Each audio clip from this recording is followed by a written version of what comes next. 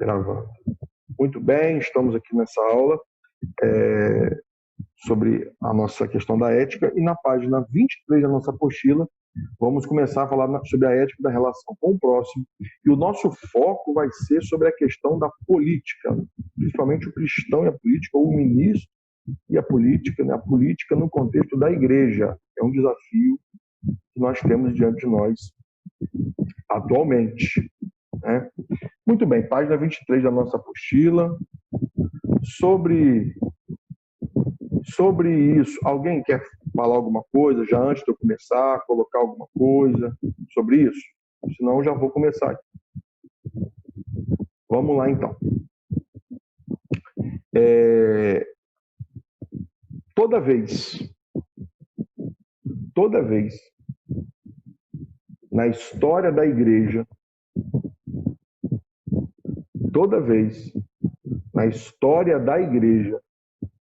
que ela se misturou com a política, que ela se envolveu com o jogo político, com o poder. Quantas vezes eu falei isso? Isso aconteceu? Todas. Todas as vezes que a igreja, como instituição, se misturou com o poder político, ela se corrompeu. O nome de Jesus foi envergonhado, as portas para o evangelho se fecharam em muitos corações. Isso é muito importante, porque, gente, nós temos que entender que há um princípio batista em jogo nesse momento no nosso país. As últimas eleições puseram isso à prova. Há um princípio na nossa declaração doutrinária, né, da Convenção Batista Brasileira, que é a separação entre igreja e Estado. Isso é fruto da Reforma Protestante. Por quê? Porque a Igreja Católica ela era amalgamada com o poder desde Constantino, antes de Constantino. Isso gerou escândalo, isso gerou vergonha, isso gerou corrupção no seio da igreja. E, na opinião de vocês, isso está ameaçado hoje em dia no Brasil? Ou não? Queria ouvir vocês. Posso falar, pastor? Pode. Pai do Senhor, os outros irmãos aí. Na minha opinião, pastor, como o senhor já disse aí, que todas as vezes que... Oi? A sirene aí, né? Flor, abaixa um pouquinho. É a esposa ali. Como disse que todas as vezes que a igreja se envolveu com política, deu ruim o negócio aí, e realmente eu acho isso. O porquê? Porque todas as vezes que eu vejo aqui também, né, e estou falando no contexto aqui da nossa cidade aqui, de pastores, principalmente pastores, se envolvendo com política, geralmente o negócio dá ruim mesmo, né, porque cria muito escândalo, porque o meio político já é meio escandalizado, né? Agora você imagina um pastor, né, que já tem um certo respeito na sociedade, né, já é bem quitado na sociedade, entrar para a política. E o escândalo que gera, porque quem perde não são só eles, né, mas quem perde com tudo isso, se gerar o escândalo, é o próprio reino de Deus, né, que é escandalizado com tudo isso. Porque não vai só o nome do pastor em si, né, mas vai o nome da igreja.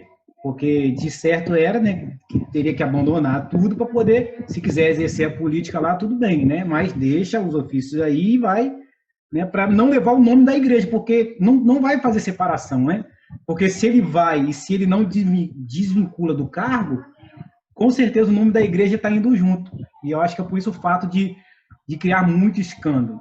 Então, assim, a opinião que eu firmo é, dependendo da posição, eu não sou contra, né, evangélicos estar dentro da política, é até bom que tenha mesmo, mas dependendo da posição do camarada dentro da igreja, eu não concordaria que ele entrasse lá justamente pelo fato dos escândalos, né? Eu não entraria também. Obrigado, André. Mais alguém quer concordar? Alguém quer discordar? Eu quero que ouvir vocês um pouquinho antes de avançar. Bom, pastor, uma coisa que eu reparei, eu acho que por muito ser de igreja pequena não, de cidade pequena, uma coisa que acontecia, graças a Deus diminuiu, mas acontecia muito de, por exemplo, algum irmão da igreja se candidatar a vereador, enfim, ao que seja, conselho tutelar. Acontecia muito de na porta da igreja o irmão ia lá dando santinho. Graças a Deus isso acabou. Mas de vez em quando a gente ainda vê assim, a pessoa foi na igreja e aí tá lá fora o pessoal conversando e daqui a pouco vem, nossa, você vai votar aqui? Então vota em mim, assim. Então, as pessoas perderam esse senso, o bom senso dessa separação que a gente precisa fazer. Muitas pessoas, às vezes, acabam indo para o culto só para falar assim, não, deixa os irmãos lembrarem da minha cara, que aí eu quando vim como candidato, aí já vai ter gente para votar em mim. Então, além de ser muito feio o fato de, às vezes, como o André falou de questão da liderança, posição na igreja e tudo, às vezes no próprio púlpito falar, olha, o irmão fulano de tal é candidato. Então, assim, como o senhor falou, toda vez que a igreja se mistura com política, não dá certo e as polêmicas sempre vêm. Sim, mais alguém? Obrigado, Maria. Inclusive isso que você falou é crime eleitoral. É abuso, pode ser considerado abuso de poder religioso. É crime eleitoral. Mais alguém? Pastor. Sim, Gerson. Boa noite. Boa noite, André. Baseado aí no que o senhor falou. Boa noite. Baseado aí no que o senhor falou aí do Código de Ética e do Estatuto dos Batistas, eu, particularmente, eu sou contra. Sou até radicalmente contra, eu diria. Pastores candidatarem a um cargo político e fazer do púlpito da igreja, do palco da igreja, um palanque político. Pois é, agora que eu estou vendo isso aí, né, é uma visão, esse radicalismo. E aí a gente precisa entender, né, o seguinte, a gente não tem que tomar cuidado também para a gente não demonizar a política. Né? A política, ela é terrível, ela é sofrível, mas ela é um meio pelo qual a nossa sociedade se organiza e o nosso povo é conduzido. Então a questão não é demonizar a política, a questão aqui é o seguinte, resumindo aqui a fala de vocês, na qual eu concordo com todos vocês três, de fato a gente precisa de pessoas boas na política, inclusive cristãos evangélicos. O perigo, pessoal, mora quando você mistura a igreja com a política. Um cristão, como cidadão, né, ele pode e deve participar da política, ter os seus candidatos, ser candidato. O problema é quando isso está associado a uma igreja ou a uma denominação, como, por exemplo, irmão vota em irmão. Isso é um absurdo. Isso é um absurdo.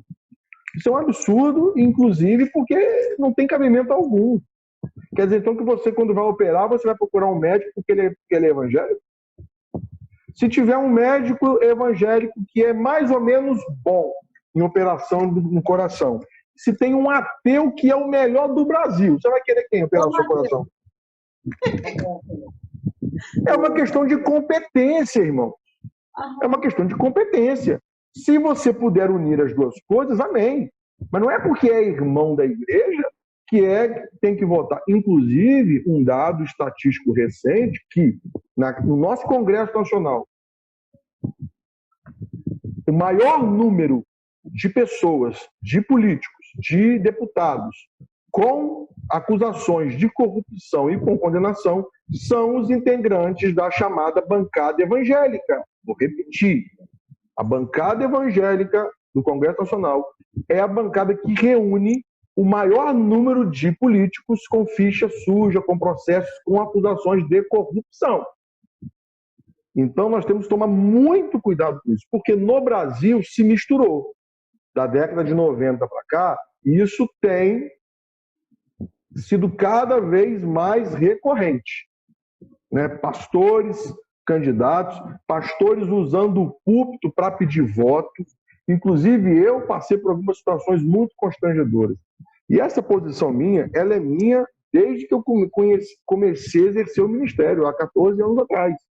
Não tenho partido político, não tenho candidato publicamente declarado, não peço voto para ninguém. Igreja não é curral eleitoral. E uma vez, participando de um café da manhã com um dos candidatos, eu me lembro, eu era pastor em Cachoeiro. E aí a gente teve uma reunião, os pastores batistas, com o candidato A e com o candidato B. Eles chamaram para a gente tomar um café, né, em dias diferentes, óbvio. E num desses dias estávamos lá, eu pegando lá o presunto, pãozinho, para ouvir o candidato, para ouvi-lo, né? E aí lá no buffet, eu ouvi de um pastor, e o pastor disse o seguinte: eu tenho X votos para dar, mas não sei para quem. E falou isso para todos ouvirem, inclusive o candidato. O que ele queria com isso? Será que ele estava fazendo algum tipo de barganha? Tratando a igreja como se todos os membros fossem votar em que ele mandasse? Isso é crime eleitoral. Isso é um absurdo. Isso vai contra, inclusive, os princípios batistas, que nós cremos na liberdade individual, na livre consciência, na absoluta liberdade de consciência dos indivíduos. Então, olha outro princípio batista aí. A separação entre igreja e Estado e a absoluta liberdade de consciência. Cada um deve votar segundo as suas convicções pessoais, segundo a sua avaliação, não porque o pastor falou, né? Inclusive, irmãos, há muitos oportunistas que na véspera das campanhas lotam as igrejas e usam os slogans em defesa da família cristã, em defesa da família tradicional brasileira. Irmão, sabe qual é a família tradicional brasileira? É a mulher, o marido, os filhos e a amante. Essa é a tradicional família brasileira, infelizmente. Isso é uma hipocrisia. Esses camaradas usam o nome da igreja para angariar o voto do povo e é um falso moralismo, é um oportunismo. Aí nessa época surge os declarações: sou contra o aborto, sou contra as drogas. É um oportunismo, e depois passa 4 anos sem falar sobre isso. Então, irmãos, isso é o quê? Isso é um falso moralismo. É assim que eu vejo. Por quê, irmãos? Porque, irmãos, a igreja não precisa de político. Aqui está a questão que eu quero chegar com vocês. A igreja brasileira está trocando o poder do Espírito pelo poder político. Vou repetir.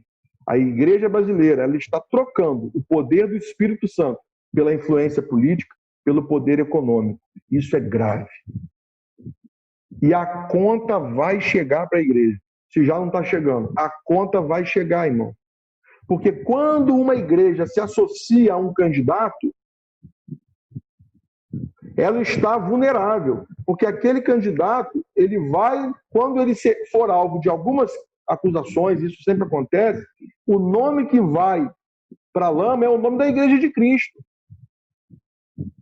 É o nome do povo de Deus. Então, irmãos, tem uma frase do Ariovaldo Ramos, eu tenho muitas discordâncias com ele, mas essa frase eu gosto muito. Ele falou o seguinte: o profeta de Deus não se assenta na mesa do rei. O profeta de Deus não vive das benesses do rei. Porque o profeta de Deus, ele é boca para criticar quem está no poder. Porque o profeta, se você pegar o Antigo Testamento, os profetas que viviam do salário do rei, os profetas que viviam no palácio, os profetas que viviam desfrutando das regalias dos poderosos, eram os profetas que estavam ali para falar o que o rei queria ouvir. E isso é muito sério, porque eram profetas parciais. Agora, os profetas que eram bocas de Deus eram homens que não dependiam do dinheiro do rei, da comida do rei e muitas vezes eram presos e castigados e perseguidos pelo rei. Por quê? Porque falavam a verdade, aquilo que Deus mandava. Por quê? Porque não estavam de cabresto, porque não estavam vendidos na mesa do rei. Isso é muito sério. Isso é muito sério. Então, eu quando chego no município, eu procuro o prefeito. Eu cheguei aqui na cidade de Atibaco, 3 anos, e procurei o prefeito. Prefeito, eu sou Davi, agora estou pastorando a Igreja Batista. Eu quero dizer para o senhor que o senhor não vai ter de mim pedido de emprego para ninguém, a favor, nem influência, e etc, etc. Porque eu estou aqui para orar pelo senhor. Quando o senhor estiver, na minha opinião, merecendo aplausos, eu vou bater palma para o senhor. Quando o senhor achar que o senhor está agindo errado, eu vou falar para o senhor, pessoalmente, não em rede social. Pastor, o prefeito está errado isso, mas eu quero saber que o senhor tem aqui um intercessor. E aí o prefeito falou assim, rapaz, estranho você me falar isso. Eu falei, por quê, prefeito? Porque pastor só me procura para pedir favor. Então, olha só a imagem que isso está gerando na política. Isso é muito sério. Sobre isso, quero dar a oportunidade de vocês falarem.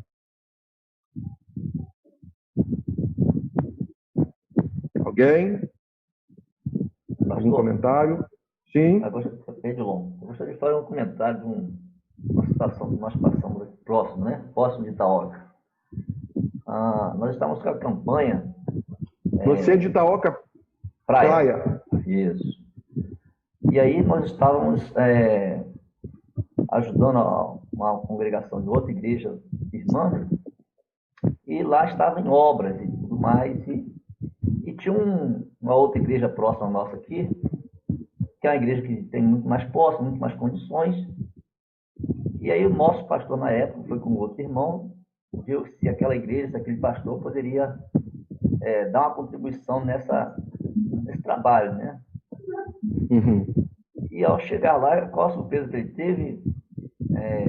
Aquela igreja é sabido da gente que tinha pessoas que eram donos de material de construção, irmãos, né, da igreja.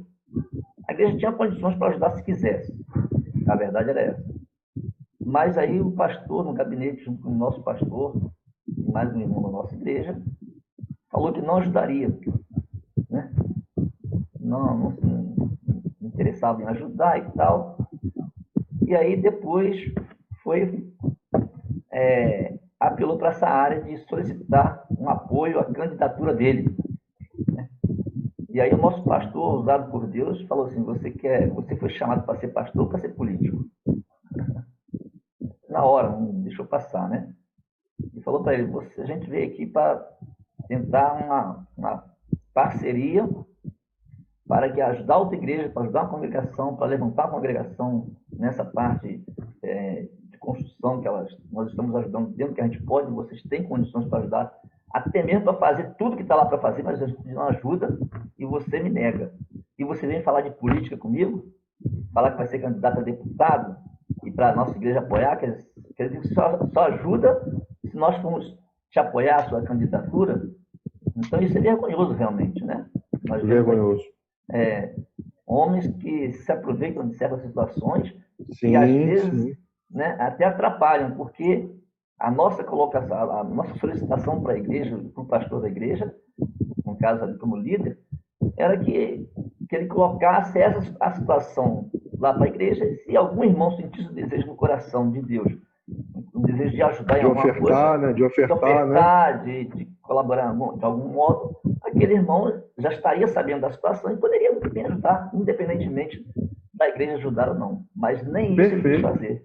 Né? Perfeito. E isso que você está falando é o que eu estou dizendo, encaixa naquilo que eu disse. A igreja, por conveniência de momento, está trocando a dependência do poder do Espírito Santo pela influência e pelo poder financeiro e político. A gente tem uma congregação aqui, Dilon, caminhando com isso que você está dizendo, e a gente tem que fazer uma intervenção ali num terreno nosso, porque tem um vizinho querendo invadir a calçada. E a gente quer que a gente construir assim, é uma área grande, mas é calçada, mas é rumo com a gente, né? E a gente quer assim, ou fazer um estacionamento ali, ou fazer um parquinho para as crianças, para que não haja invasão. E isso acaba poluindo o visual, tapando inclusive, a lateral da igreja, né? Que é um terreno público. E aí uma irmãzinha, e aí eu falei assim, não, irmã, vamos esperar passar essa eleição e a gente procura o prefeito. Ela falou assim, não, pastor, agora que é a hora de procurar, pastor. Agora que ele vai ajudar, pastor. Eu falei, é agora que não é a hora. Porque se a gente vai lá e pede, ele pode até fazer, mas ele vai associar isso, agora o pastor me deve um favor. Irmãos, eu não vou dever favor político nenhum no nome da igreja. Eu não tenho autoridade para isso. Irmãos, a gente tem que entender que a igreja é a noiva de Cristo. Quando a gente mexe com a noiva de Cristo, a gente está mexendo com Cristo. Isso é muito sério, irmão. A igreja não pode ser manipulada dessa forma, irmãos. Isso é muita falta de temor do Senhor. Misericórdia. Irmãos, isso é muito, muito, muito grave. E eu falei, irmã, deixa passar a eleição e a gente procura. Agora nada. Ah, o candidato quer ajudar, o candidato quer dar uma oferta, beleza. Quer dar um dinheiro para a construção, beleza, meu irmão. Bota lá no gasofilaço. Mas não vamos dar microfone para você, não. Quer dar uma oferta para a obra? Amém, como qualquer um. Bota no gasofilaço lá. Mas não vai aqui se promover em cima da obra de Deus, não. Irmãos, isso é um absurdo. E se um pastor quer se envolver, eu quero ouvir vocês sobre isso, nosso tempo está acabando, vamos reabrir, eu creio que ele deveria, aí é a opinião minha, se desvincular do ministério. E se candidatar não como pastor, mas como cidadão, Edilon, Davi. Poxa, pode se candidatar, mas não como pastor. Porque aí a gente vai voltar para o assunto que eu estava falando, e eu vou fechar e na volta deixa você falar, Gerson. O seguinte, irmãos, a igreja não precisa de ter político para defender ela. E eu vou falar por quê na volta. E aí você fala, tá bom, Gerson? Vamos pausar aqui e vamos reabrir, pessoal, antes que feche? Vamos pausar aqui. Vou fechar a reunião e a gente reabre, beleza? Não deixa de voltar não, gente. Vamos lá, Gerson, a palavra está com você.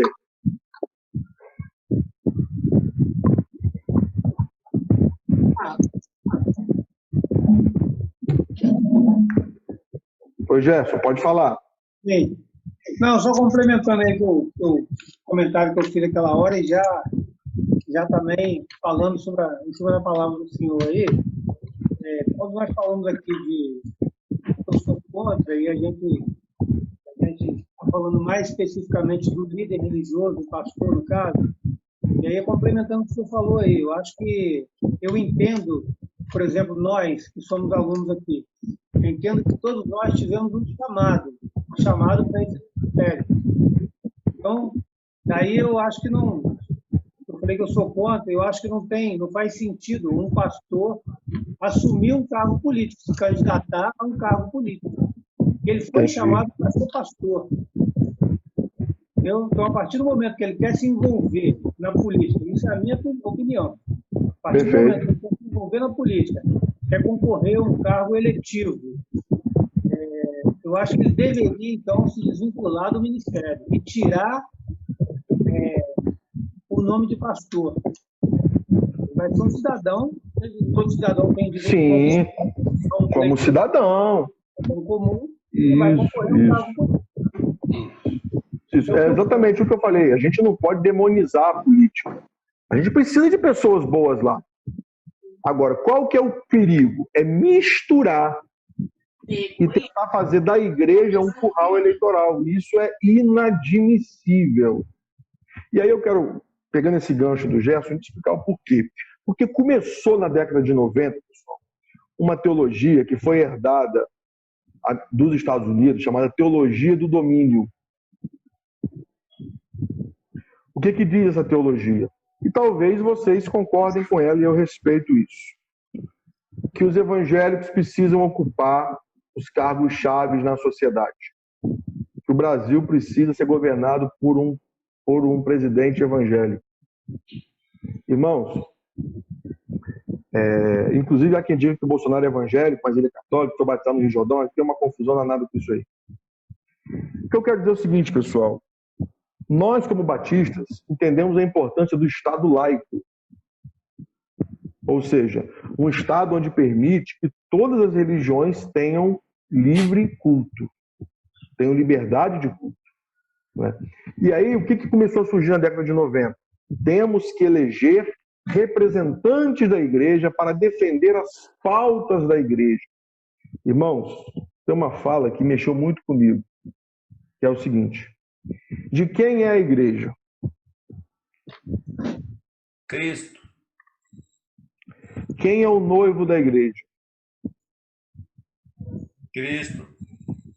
Quem defende a noiva? Cristo. Quem defende a noiva é o noivo. E quando Cristo não defende a igreja? Danou-se. E essa fala diz o seguinte: é porque talvez ele queira permitir o martírio da igreja. Vou repetir porque é uma frase muito forte, mexeu muito comigo. A igreja de Cristo. Quem defende a igreja é Cristo. E quando Cristo não defende a igreja, talvez ele queira permitir o martírio da igreja. Passar pela provação, pela perseguição. Né?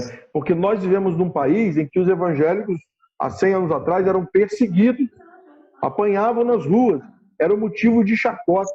E hoje nós estamos nos tornando maioria da população, na grande vitória. Já somos maioria da população, inclusive, né? Apesar de que não vemos isso como diferencial na sociedade, o que é triste, porque estamos deixando de ser um país, irmãos, de católicos não praticantes, para nos tornarmos um país de evangélicos não praticantes. Isso é grave. Isso é grave. E aí, o que isso significa?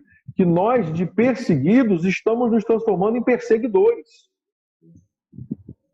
Querendo impor a nossa moral e a nossa fé por leis. Irmãos, nós temos que entender que a gente não pode obrigar ninguém a acreditar no que a gente acredita. Não é por força e nem por violência, mas pelo meu espírito, diz o Senhor. Então, usando aquele exemplo que eu dei para vocês, teve um momento em que pastores bateram palmas porque traficantes ditos evangélicos estavam... Minha câmera está fechada? Porque traficantes, ditos evangélicos estavam expulsando das comunidades e mandando fechar na bala os terreiros e os centros de religiões afro, de matriz africana. E aí teve gente batendo palma para isso e dando glória a Deus. Irmãos, isso é um absurdo, porque nós somos perseguidos no passado. Nós não podemos desejar para o próximo o mal que não queremos para nós, porque hoje são aquelas pessoas de religiões africanas e amanhã, se for um presidente ateu, ele vai mandar fechar as igrejas e a gente vai bater palma? Então a liberdade religiosa, ela é um pilar da nossa sociedade. Independente se é da igreja católica, da igreja evangélica, dos espíritas, do pessoal do candomblé, a gente tem que defender a liberdade e não querer impor a nossa fé através da política. Isso é muito grave. E repito, a igreja não precisa de deputado. Nós avançamos pelo poder do Espírito. E toda vez na história da igreja que ela se misturou com o poder político, a igreja se corrompeu, o nome de Jesus foi envergonhado e as portas para o evangelho se fecharam. Marielle quer falar. Bom, pastor, eu lembrei de uma fala. Uma vez eu estava participando dessa época de pandemia, muita live, muita coisa, e teve um evento da Junta de Missões Mundiais. E aí o pastor João Marcos, que ele é o coordenador da junta, falando de uma conversa que ele teve com uma mulher indiana. E aí perguntando por causa da perseguição religiosa lá e tudo, e que o governo fechava a igreja, quebrava a igreja e tudo mais. Aí ela perguntou: vocês não estão preocupados com a perseguição? Você acha que vocês merecem mais porque vocês sofrem? Enfim, ele fez a pergunta questionando a mulher como ela se sentia naquele momento. Aí ele perguntou: você acha que seria assim no Brasil também? Ela falou: olha, se os cristãos do Brasil fossem melhores, com certeza já teria perseguição religiosa para os cristãos do Brasil. Então, Eita! Nossa, que pancada! Pois é. Isso. Então, o pastor João Marcos, ele falou que ele não sabia mais o que responder para a mulher depois disso, porque é a mais pura verdade. Quando nós somos melhores cristãos, aí vai ter a perseguição religiosa, porque nós estamos mostrando a face de Cristo. É perseguida. E Cristo confronta as trevas. Se a igreja não confronta as trevas, ela faz parte das trevas. Perfeito, vou anotar. E é a única instituição, né, pastor, que faz oposição contra as trevas do pecado é a igreja, né? Pois é. E aí a gente viu claramente na última eleição aqui, independente de partido, gente, né? Políticos em púlpito, gente fazendo preenchendo ficha de filiação partidária dentro das igrejas. Meu Deus. Não, vamos tomar o poder porque o Brasil é do Senhor Jesus. Não é não, irmão. O Brasil é do povo. O Brasil não é de Jesus, meus irmãos. E não vai ser, infelizmente. O Brasil é de todos aqueles que creem, mas nós sabemos que todos não vão crer. E aí as pessoas nos vendem essas bandeiras que muitas vezes significa perseguição a quem não concorda com a gente. Lembra daquilo que eu falei no começo dessa aula, que o que eu falar aqui pode incomodar você? Tá aí, o que eu falei aqui pode te incomodar. Atos proféticos dizendo que o Brasil é de Jesus. Não é, gente. Não é. E não vai ser. Que isso, pastor? Não vai ser. Porque a Bíblia diz que nem todos vão crer, gente. Que cada coração seja de Jesus. Feliz a nação é o povo cujo Deus é o Senhor, mas não o poder político. Qual foi a decepção de Judas com Jesus? Já vou deixar o... Fala, Fabiano. Mas deixa no ar a pergunta. Qual foi, pessoal, a decepção de Judas com Jesus? Vamos lá, Fabiano. Vamos lá, Fabiano. Pastor, eu vejo da seguinte maneira. Eu tenho um amigo que ele sempre falava o seguinte: uma coisa é uma coisa, outra coisa é outra coisa, né? Desse jeito. E o que eu percebo já há alguns anos, eu sempre fui salvo da seguinte maneira: como eu morei 4 anos num lugar, 5 anos em outro, 3 anos em outro, aí eu falei assim: eu não vou transferir meu título. É claro que a implicação de não transferir o título, a gente acaba ficando, não tendo aquela responsabilidade do voto, mas de justificar o voto. Esse ano eu falei o seguinte assim: eu vou parar com esse negócio de justificar e vou votar, eu vou exercer o meu papel como cidadão. Né? Mas o que eu percebo, pastor Davi, é que é muito difícil chegar a uma conclusão dentro do cenário evangélico que nós temos, no cenário político, no cenário do Brasil.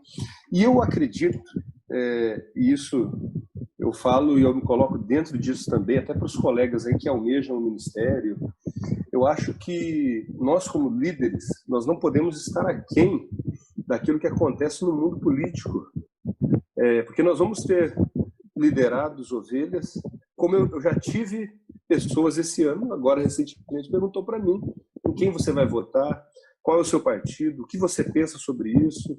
E, infelizmente, nós temos até algumas lideranças que, se você chega para ele e não pergunta sobre candidatos, mas pergunta assim: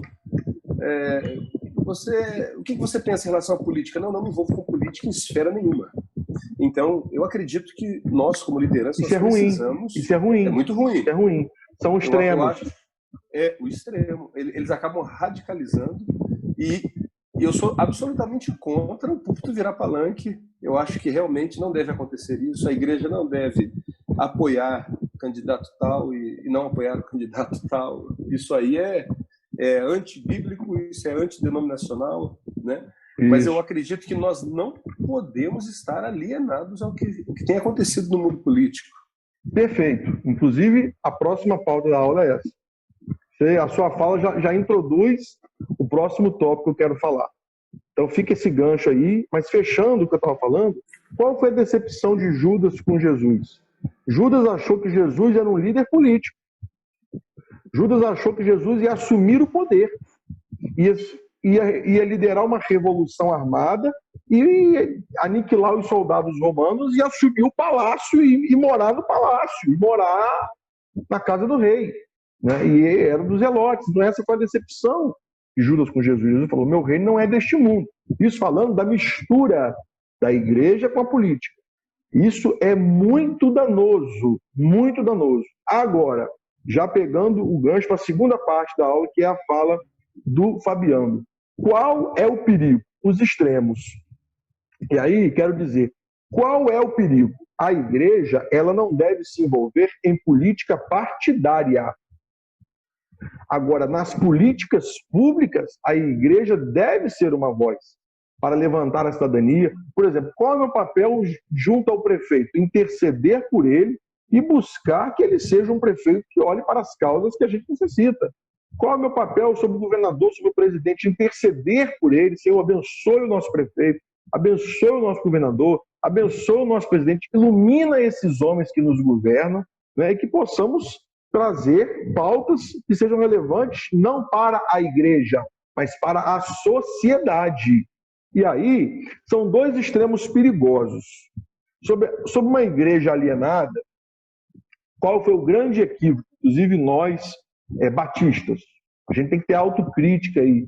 Século XX, não nos envolvemos com política, esse mundo é mau, nada nesse mundo presta e vai piorar, mas, como diz a música do irmão Lázaro, ainda bem eu vou morar no céu.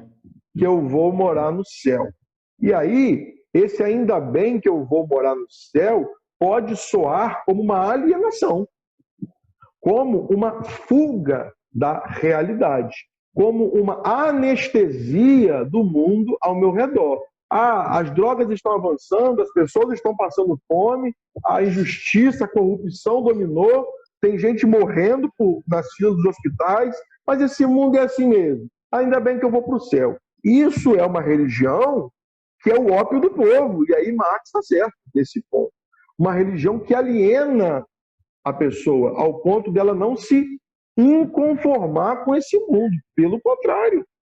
A palavra de Deus diz lá em Romanos 12 o quê? Que nós não podemos nos conformar com esse mundo. Nós temos que buscar, irmãos, entender o céu como uma esperança, mas não como uma fuga. Eu trato muito desse tema, Fabiano.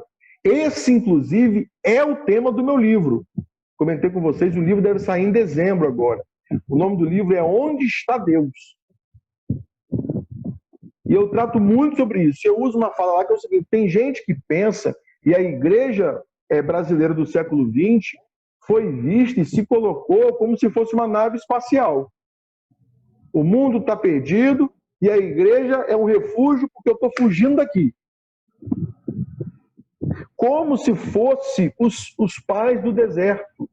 Aquelas pessoas da Idade Média, vocês ouviram falar, que porque Roma era pecaminosa, Roma era terrível, o que eles fizeram para se manter fiéis ao Senhor? Alguém sabe? Vai lá num copo d'água. Repete a pergunta, por favor, pastor. No começo da Idade Média, os cristãos piedosos, aqueles que queriam manter-se fiéis a Deus, vendo a corrupção que se transformou Roma, vendo a depravação que se transformaram as cidades medievais, o que eles fizeram no intuito de permanecerem fiéis a Deus? Valendo 2 copos d'água, valendo... Eles se isolaram. Valendo meio ponto. Oi? Se eu não me engano, O que você falou? O que você falou, Merielle? Eles se isolaram, eles fugiram mesmo. Tá longe. Ó, Merielle acabou de ganhar meio ponto. Só uma motivação. Vocês estão me ouvindo bem, gente? Estamos. Eles se isolaram aonde, Merielle? Para você fazer valer a pena esse meio ponto. Me quebra não, pastor, esqueci. Para onde eles fugiram? Para onde eles fugiram? Tá vendo? Outras cidades, né? Vizinhas. Fugiram das cidades. Eles fugiram para as cavernas e para onde? Deserto. Pois é. Gente, onde estão localizados os mosteiros? Topo de monte. Aonde que está localizado o convento da Penha? No alto da pedra. Por quê?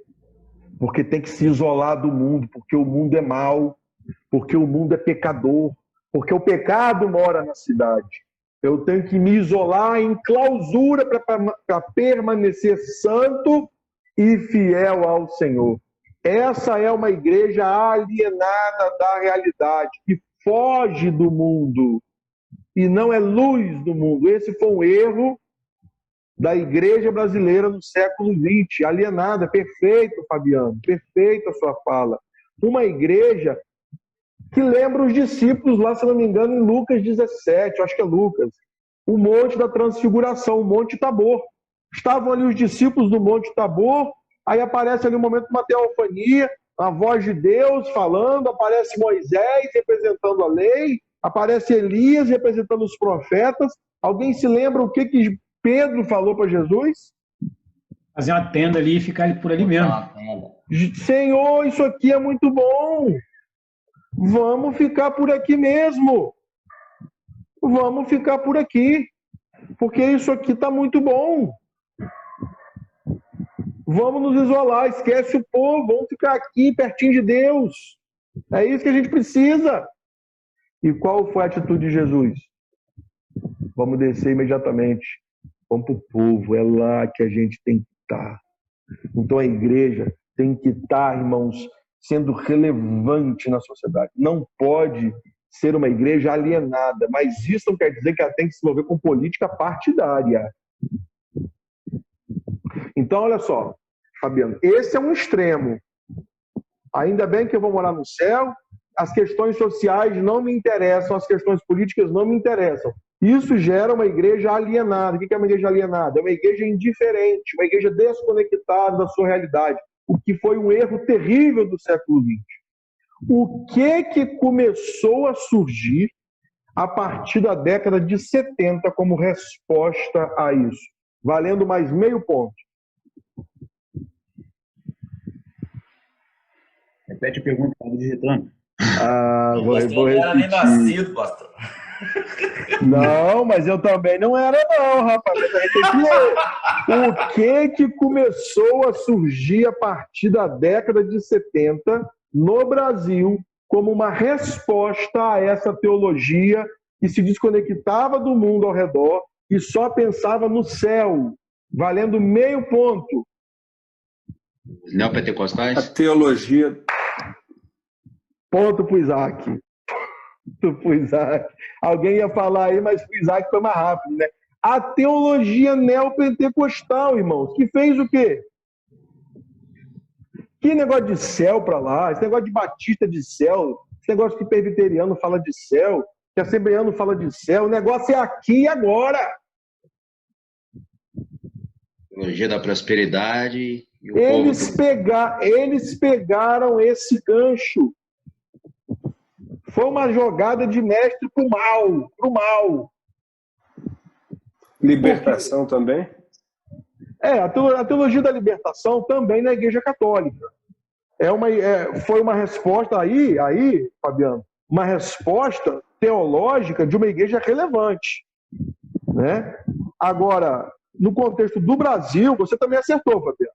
No contexto do Brasil, falando de forma crítica o Concílio Vaticano II, em 1964, né, que trouxe uma igreja voltada para as causas sociais e influenciou também. Vocês sabiam que a teologia da libertação, esse termo foi cunhado por um pastor presbiteriano?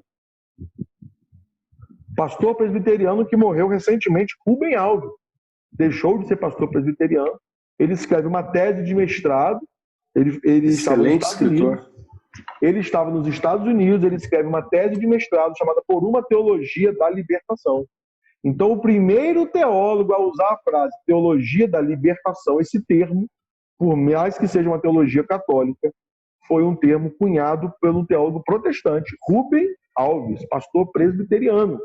Né? Mas, você está certo, Fabiano, isso foi uma resposta. Agora, uma resposta que vejo com críticas e elogios. Uma resposta importante e necessária. Agora, no Brasil surge um oportunismo, aí sim, que é a teologia neopentecostal, querendo usar do povo. Não, o que importa é aqui e agora, é a bênção agora, é o carro novo, é você ser empresário. E para isso eles usaram o que se chamam de pontos de contato. Quais são os pontos de contato? A rosa ungida, o creme de cabelo ungido, até creme de cabelo ungido, tá, gente? Para abençoar. Não tem mais água benta, mas tem a água ungida. O copo d'água em cima da televisão. Por que que isso mexe tanto com o povo brasileiro? Gente, na opinião de vocês, por quê? Lembrando que... Muito místico. Sim. Né? Religioso. Místico por quê? Da onde vem isso? Mas várias influências de todos os lados, né? Acredito que a junção de todas. Cultura africana, catolicismo, evangélicos, até culturas indígenas. O Brasil é muito influenciado por muitas culturas e religiões de todo mundo. Acertou, Isaac, acertou. A matriz religiosa brasileira é predominantemente católica. E o que tem muito na igreja católica e a igreja evangélica não tem? Idolatria. Rapaz, não era para ter, mas tem. Não tem na igreja evangélica não tem idolatria à imagem, mas tem idolatria a homens e a doutrinas e a heresias, inclusive ao dinheiro. Também. A teologia da prosperidade é uma idolatria ao dinheiro, irmão. O Juliano Son, numa de suas ministrações, ele fala que o bezerro de ouro dessa geração é a bênção. É a busca pela prosperidade financeira. Então, o que tem muito na igreja católica? Imagem. Pontos de contato. Ele tem o santinho ali que ele pega, ele tem o terço. Ele tem a água benta. Né? Ele tem ali o santinho de papel, o terço. Então o evangélico tira isso. E aí vem o neopentecostal e dá um monte de coisinha para o povo. Que é praticamente, irmãos, eu uso esse termo aqui que é um pouco pesado, mas para mim é uma macumba gospel. Para mim é uma mandinga gospel. Essas coisas, não sei o que, ungido, rosa de saron, sabonete ungido, até fronha de travesseiro ungido. Gente, isso é um absurdo. Porque está dizendo o seguinte: Jesus não é suficiente, eu preciso do copo d'água. Isso é uma idolatria. Isso é uma volta às indulgências lá do século XVI, que a Reforma Protestante condenava. Aqui, eu queria só dividir uma situação de uma ex-patroa da minha esposa. Só um minutinho. O Wagner queria falar? Fala, Isaac. Pastor, tá dentro da ideia aí. Pode continuar. Fala, Isaac, beleza.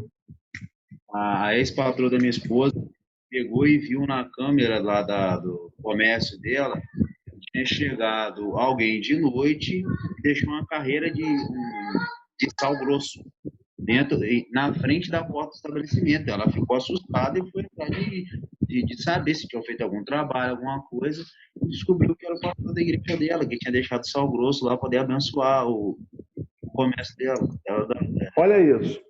Membro da Universal, ela. Olha isso.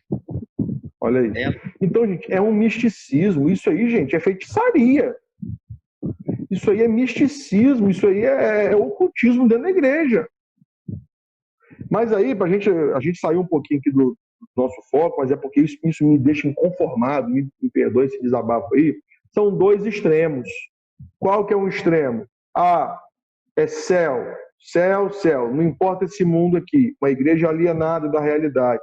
E aí vem a teologia neopentecostal e fala: não, que céu que nada. Você não vê se eles estão falando de céu. Eles estão falando de bênção e prosperidade aqui. São dois extremos. Qual que é o desafio da igreja? Chegar no equilíbrio. Qual que é o equilíbrio? E aí eu quero apresentar para vocês um texto que vocês precisam conhecer, tá? Chamado Pacto de Lausanne. Vou escrever aqui para vocês. Pacto de Lausanne, 1974. Ele foi um tratado de missiologia. Ele reuniu pessoas, líderes de todas as igrejas cristãs numa cidade suíça chamada Lausanne. Isso foi em 74. Depois tiveram outras reuniões.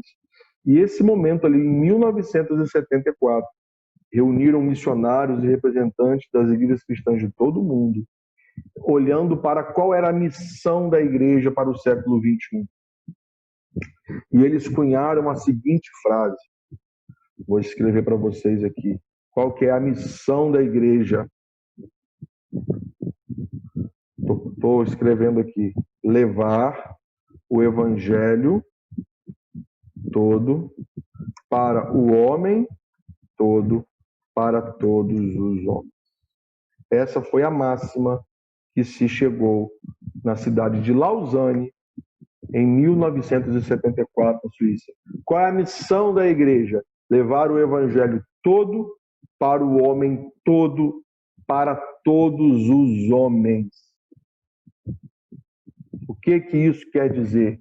A igreja, a missão dela é uma missão integral. A missão dela é uma missão que deve atingir o ser humano em todos os aspectos da sua vida. O que a gente fala quando uma pessoa vai à frente de uma igreja batista e se converte? A gente fala, 3 pessoas foram à frente. O que a gente fala? 3 almas se converteram ao Senhor, não é verdade? E é verdade. Mas não é uma verdade completa. Não é que está errado, mas está incompleto. Segundo o Pacto de Lausanne, não são 3 almas que vão à frente no altar. Ou, afinal de contas, você vê um fantasminha ali, flutuando e indo para frente do púlpito. É um fantasminha que vai para lá, irmãos? São 3 almas penadas que vão para lá? Não é que está errado, mas está incompleto. Irmão, quem vai ali na frente do altar não são 3 almas, são 3 vidas. São 3 vidas que têm alma, corpo e espírito. Ou seja, o que isso quer dizer? A missão da igreja, ela deve atingir o homem em todos os seus aspectos.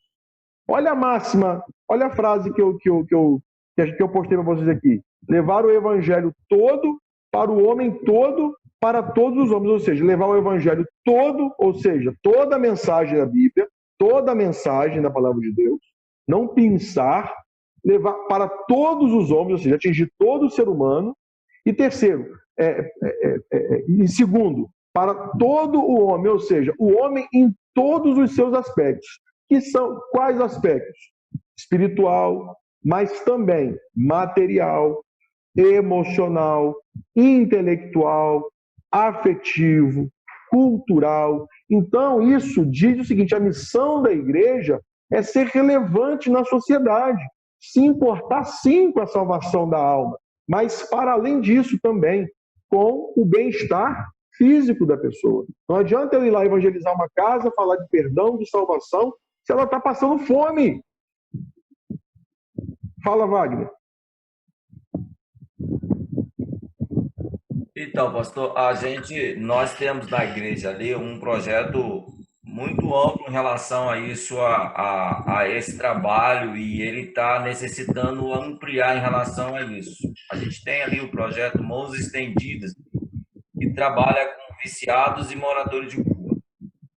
E esse final de semana a gente teve, assim, contemplou a bênção do Senhor, porque batizou 2 que foram pegos há 1 ano e meio atrás, sentado na rua. E eles batizaram. Só que a gente está com a igreja, ela não está com ferramentas no momento pós desse povo, porque o cara fica 1 ano e meio dentro da Cristolândia, ou de outra casa de internação que a gente tem apoiado também. Ele fica lá, ele volta, é como se estivesse no útero da mãe, é uma criança, precisa ser acompanhada.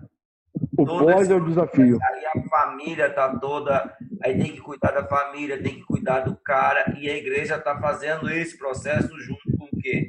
Criando um mecanismo para que possa absorver ele e acompanhar ele ao mesmo tempo discipulando, ao mesmo tempo arrumando parceria com as empresas, ao mesmo tempo encaminhando para o governo os direitos que ele tem, isso, e a igreja disponibilizando o próprio espaço dela para estar absorvendo isso. Nisso aí, o que acontece?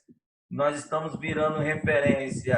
O Ministério Público liga para a gente para resolver problema quando vai um viciado lá. A Igreja Adventista, eu tive 2 semanas atendendo, eles não sabiam o que fazer, eles foram lá no Movimento Sem Terra, acharam uma mulher lá e levaram para a gente para estar cuidando, fazendo o processo dela de internação.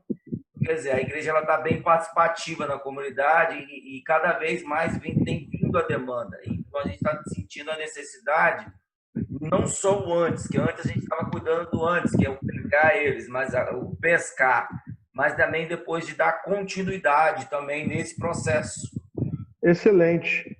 O que você está falando é fazer uma atuação política, mas não uma política partidária, uma política pública, que pode ter parceria com o poder público. Mas isso independente de quem estiver lá, irmão. Estão vendo a diferença? Olha só, isso, ou seja, isso também é problema da igreja. Faz parte da missão da igreja, mas em parceria com o poder público, com o prefeito que estiver lá. Se tiver A, se tiver B. E aí, a gente tem uma atuação na sociedade, mas não uma atuação político-partidária. Percebe a diferença? A igreja tem que ser relevante, ela tem que se envolver com essas questões, mas não de forma partidária. Mas isso em parceria com o poder público, que seja do partido que for. Né? Isso é muito importante. São parcerias. E aí, é uma igreja, e eu conheço esse trabalho de vocês, inclusive o pastor Manuel ajuda também, né? Tem uma galera que ajuda aí.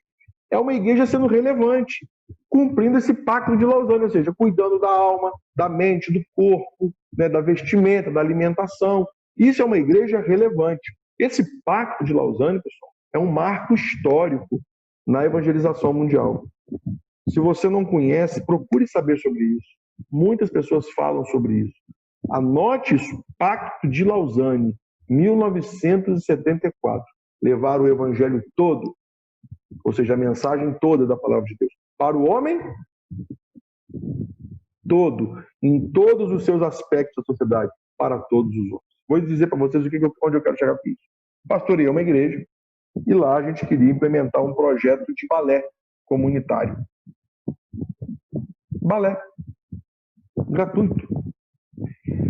E eu levei 2 anos para conseguir implementar esse projeto. Por quê? Porque tinha dificuldade junto à liderança. Pastor, igreja é lugar de oração, não é lugar de dança. Igreja é lugar de oração, não é lugar de balé. Então, é um desafio a gente fazer essa transição. E mostrar para as pessoas que a igreja ela tem que relevância uma atuação social. E aí, depois de 2 anos, com muito carinho, com muito jeitinho, sem imposição, fomos e começamos. E aí, as meninas ficavam no balé, e enquanto as meninas ficavam no balé, a gente fazia uma reunião de oração com as mães, que ficavam lá esperando. Olha que bênção! Estou dando aqui um pequeno exemplo para vocês. Mas como que eu tive resistência? Por quê? Porque igreja é lugar de oração. É também, irmãos. É também. Mas uma coisa não impede a outra. Né? Então, é um desafio para a igreja brasileira ser relevante sem misturar com partido político. Ser relevante como igreja, como uma instituição que deve ser relevante na sociedade. E aí não buscar os extremos de fuga para o céu, nem o outro extremo, que é só o materialismo. Mas uma igreja, aí eu quero encerrar citando Moltmann. Se você não conhece, é um teólogo alemão, ele ainda é vivo, Johann Moltmann. Ele é um teólogo alemão, ele é um sobrevivente da Segunda Guerra Mundial, ele está vivo, ele tem muitos livros escritos, ele é o precursor da teologia chamada Teologia da Esperança. Teologia da Esperança. E ele fala o seguinte, que a igreja ela deve viver uma esperança ativa. A igreja não deve viver uma esperança passiva. A igreja não aguarda o reino de Deus. A igreja manifesta o reino de Deus. A igreja não fica aguardando a volta de Jesus. A igreja, ela realiza a volta de Jesus, sendo Jesus para as pessoas. A igreja de Cristo, ela que, alcançada pela esperança do céu, não se conforma com esse mundo tenebroso. Uma igreja que, vislumbrando o céu, e é uma esperança, e é uma viva esperança, como diz 1 Pedro, é uma igreja que, vislumbrando o céu, ao olhar esse mundo aqui, ela não se conforma. E ela quer aqui manifestar o reino de Deus. Por isso, uma esperança ativa, não uma esperança passiva. O que é uma esperança passiva? Ah, estou precisando de emprego. Tem esperança que Deus abriu uma porta para mim. Vou ficar vendo série aqui, no sofá, deitado debaixo do braço. Isso é uma esperança passiva. O que é uma esperança ativa? Vou espalhar currículo, vou fazer a minha parte, porque Deus só faz o que eu não faço. Então a gente está orando, Deus, visita os doentes. E Deus está falando, é você que tem que ir, rapaz. Deus, alimenta os feridos, alimenta os esfomeados. Aí Deus está falando, é você que tem que fazer isso, cara. Não é isso que ele fala lá em Mateus 25? Tive fome e me deram de comer. Tive sede e me deram de beber. Estava nu e vocês me vestiram. Estava doente e vocês foram me ver. Ei, estava preso e vocês foram me visitar. Preso. Estava sem casa e vocês me arrumaram moradia. Irmãos, essa frase é diabólica. Bandido bom é bandido morto. Essa frase nunca estaria na boca de Jesus. A palavra de Deus diz que nós temos que crer que o Evangelho de Deus é poder para a transformação de todo aquele que crê. E a igreja tem que crer que bandido bom é bandido convertido ao Evangelho, alcançado, visitado na cruz, visitado na prisão. Jesus se identifica com todos esses. E aí que pague a sua pena, mas que seja alcançado pela graça e pelo perdão de Deus. É uma igreja que traz esperança à sociedade, que traz o céu e não o inferno. Essa é a igreja de Cristo que eu creio. É a igreja que o Moltmann, como teólogo, defende. Uma igreja relevante. Nosso tempo acabou. Uma igreja ativa.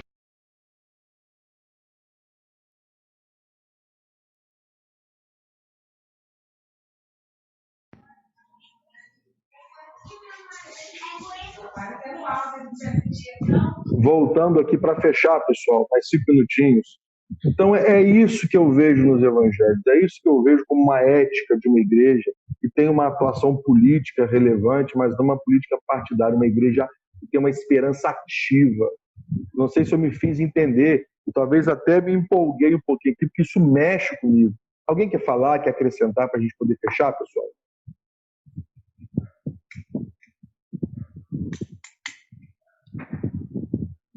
Bom, eu sou um grande sonhador dessa igreja viva e ela muito mais participativa. Hoje eu olho para a nossa igreja lá e é uma igreja grande e particularmente eu acho um absurdo as salas durante o dia tá vazia, aqueles montes de sala lá ser usada só para EBD. Olha, é um desafio. Muito mais servindo a comunidade, muito mais participativa na comunidade, usufruindo aquelas salas lá, entendeu? A igreja é um desafio. A igreja ela não pode ficar só nisso. Eu quero dar uma pincelada sobre isso, Wagner, dando um testemunho para vocês. Eu era, numa época, presidente da Associação Batista Cachoeirense. E eu fui procurado pelo Senac de Cachoeira. Pelo Senac de Cachoeira. E o Senac de Cachoeiro... Fala, Marielle, enquanto o pessoal... Fala, Marielle. Bom, pastor, eu estava lembrando aqui essa questão de envolvimento da igreja. Uma vez eu assisti uma pregação de um pastor num congresso de jovens, aí ele contando que ele foi pregar numa grande igreja, eu não me recordo da cidade. E aí ele chegou na frente da igreja, tinha uma praça e tinha muitos dependentes químicos, tinha pontos de prostituição, tinha pontos conhecidos, pontos viciados para pessoas em situação de rua e tudo mais. E aí a porta da igreja enorme, fechada, todos os membros entrando pela porta lateral. Aí ele achou isso estranho, perguntou, é violento, alguma coisa assim, por que a porta da igreja está fechada? Ah, não, é para os irmãos da igreja não terem contato com o que está acontecendo na praça. Aí a primeira coisa que esse pastor falou foi, mas não deveria justamente ter esse contato? Justamente esse pensamento de que a igreja não pode ficar fechadinha nas quatro paredes. Alienada, como se fosse uma realidade paralela e o mundo ao seu redor não lhe dissesse respeito. Pelo contrário, diz respeito. Eles criaram nós temos parte nisso. Nós temos parte nisso. E aí, quero falar sobre um exemplo baseado nisso que você está falando, Meirelles, sobre o que o Wagner falou. Eu era presidente da Associação Batista Cachoeirense uma época aí. E o Senac me procurou. Pastor Davi, a gente teve uma reunião, Pastor Davi, a gente está aqui com acho que eram uns 10 cursos profissionalizantes e a gente quer oferecer aí, eram acho que quase 80, eram 80 vagas, o governo federal mandou cursos gratuitos, profissionalizantes, cursos de 6 meses, cursos com carga horária alta, por exemplo, auxiliar de caixa, recepcionista, coisas assim, né? Formação inicial, vendas, cursos nessa área. Tinha também, se eu não me engano, cabeleireiro, mas aí precisava de uma outra estrutura e tal. O que eles exigiam? Uma sala com cadeiras, um certo número de salas com cadeiras de estudantes, quadro e de preferência climatizada. E procurei uma igreja que pudesse oferecer isso aqui na nossa região. Procurei e falei, olha, pastor, é isso. Não, aqui não. Mas por que não? Não, porque eu não quero gente estranha circulando aqui dentro da igreja. Mas eu só tenho um prédio e tal. Não foi uma igreja grande, não. Tá? Não foi a PIB, tá? Não foi a PIB. Eu tô falando assim, tô falando porque o Wagner falou da PIB, não foi. Mas, pastor, não queremos, porque durante o dia vai vir gente que a gente não sabe, que a gente não conhece, e pode entrar aqui, circular aqui, e passar por aqui, e a gente não tem vigia, pode roubar alguma coisa da igreja. E aí, quer dizer, a porta se fechou, porque eu era pastor do Novo Parque, não tinha estrutura para aquilo. E eles não, e tinha um prazo, e não conseguiu a igreja para fazer isso. E eu sei que eles tentaram com outras igrejas lá, e até eu sei, não foi possível. E aí, não é uma igreja, é um conceito de igreja. Ele não conseguiu. E aí foi perdida uma oportunidade. Por quê? Nesse caso, porque ia ter gente estranha andando pela igreja, podia roubar o patrimônio, roubar o extintor, fazer auto obsceno e tal. Quer dizer, é uma igreja fechada em si mesma, enclausurada. Perdeu a oportunidade de ser relevante na comunidade, de ser relevante na sociedade. E isso eu faço aqui como uma autocrítica, porque somos nós que somos igreja batista na nossa associação, na nossa região. E nós e vocês são os futuros líderes. Nós temos essa visão de relevância na sociedade, na comunidade, levando o evangelho todo para o homem todo, para todos os homens. Agora, isso não significa, pelo contrário, se envolver com política partidária. Se quer se envolver, que não coloque o nome da igreja no meio, que não use a influência religiosa para angariar votos. Então essa é a questão da política. Fechando, mais alguém quer acrescentar alguma coisa? Senão a gente para por aqui.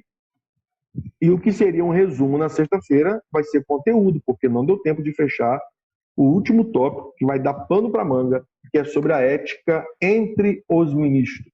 A ética na relação do ministério pastoral. E é o que eu mais queria falar com vocês. Eu achava que poderia usar metade do tempo da aula de hoje, não foi possível, o assunto rendeu aqui sobre política, mas eu acho que foi proveitoso. Mas na sexta-feira, então, nós vamos falar sobre a ética no ministério pastoral, entre os ministros. Amém? Amém. Obrigado, pessoal. Um bom fim de noite e até sexta, com a permissão de Deus. Um abraço, gente. Amém, pastor. Paz. Paz do Senhor.